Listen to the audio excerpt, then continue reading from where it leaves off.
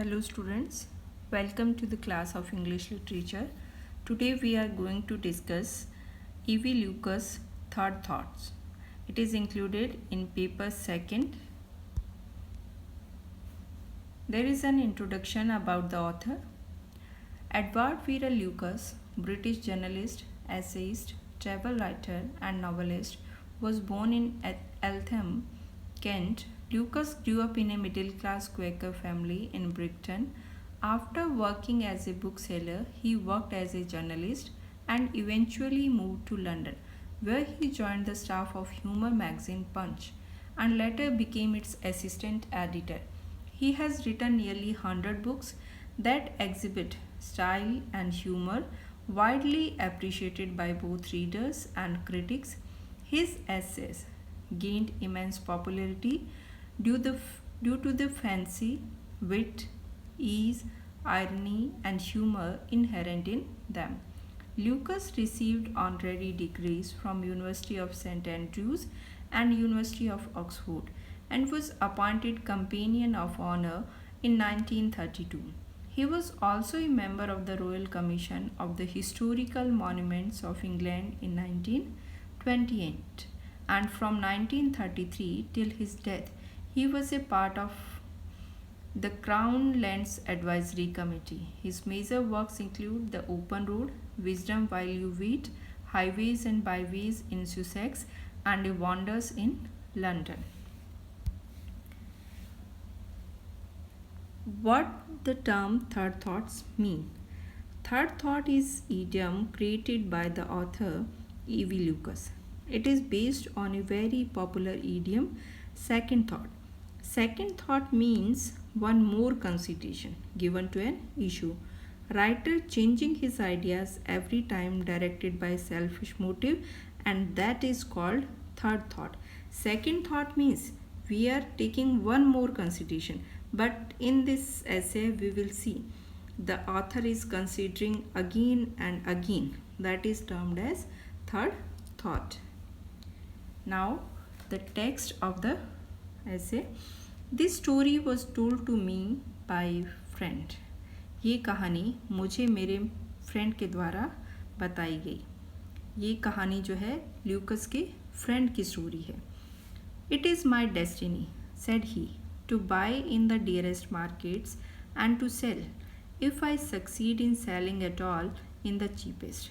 कि ये मेरी डेस्टिनी है कि मैं डियरेस्ट मार्केट से खरीदता हूँ चीज़ों को और आगे उन्हें सस्ते में बेचता हूँ अगर मैं उनको बेचने में सफल हो जाता हूँ तो वो ये कहना चाहता है the author's friend wants to say that whenever he buy the things he is not able to sell those things with profit.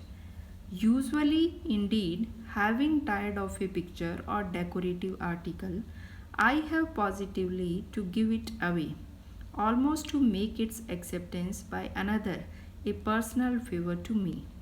अक्सर यूजुअली होता क्या है कि कोई पिक्चर या कोई डेकोरेटिव आर्टिकल जो ये खरीद लेता है आगे सेल करने के लिए, वो अक्सर इसे अगर कोई दूसरा उस चीज़ को एक्सेप्ट करता है तो इसे ऐसा लगता है कि he is giving a personal favour to me, क्योंकि इससे अक्सर उस चीज़ को आगे सेल नहीं किया जाता.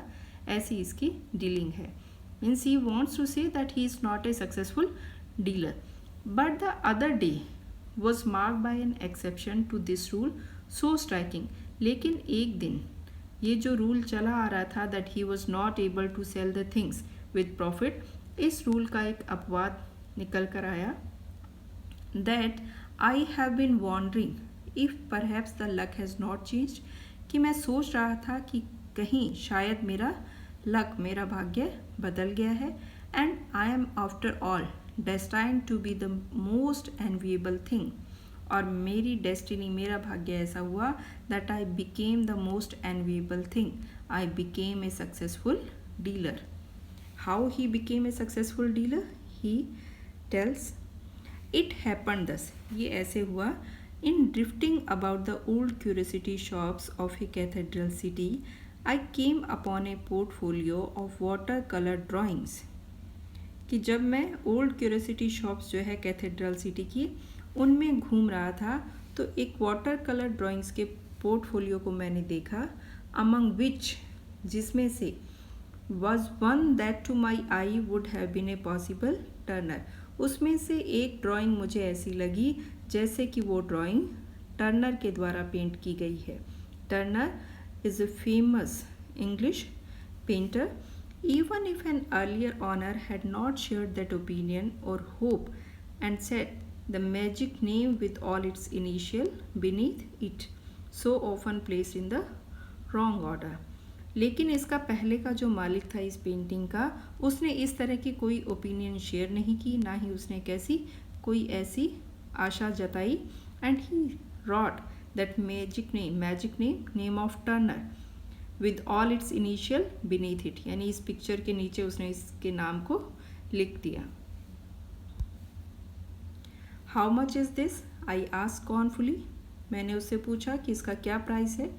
Well, said the dealer, if it were a genuine Turner it would be worth anything, but let's say 10 shillings, कि अगर ये टर्नर की रियल पेंटिंग होती तो इसकी कीमत कुछ भी हो सकती थी, लेकिन अभी तुम इसके 10 शिलिंग दो। You can have it for that, मतलब 10 शिलिंग में तुम इसे ले सकते हो, but I don't mind if you don't.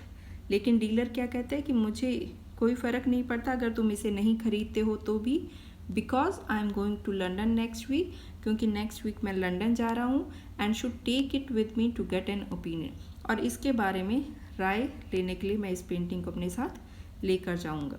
I pondered, I thought, mind you I don't guarantee it, he added. उस डीलर ने और कहा आगे कि मैं इसकी गारंटी नहीं लेता। I gave him the 10 shillings, मैंने उसे 10 शिलिंग दिए। By what incredible means I found a purchaser for the drawing at 50 pounds, there is no need to tell.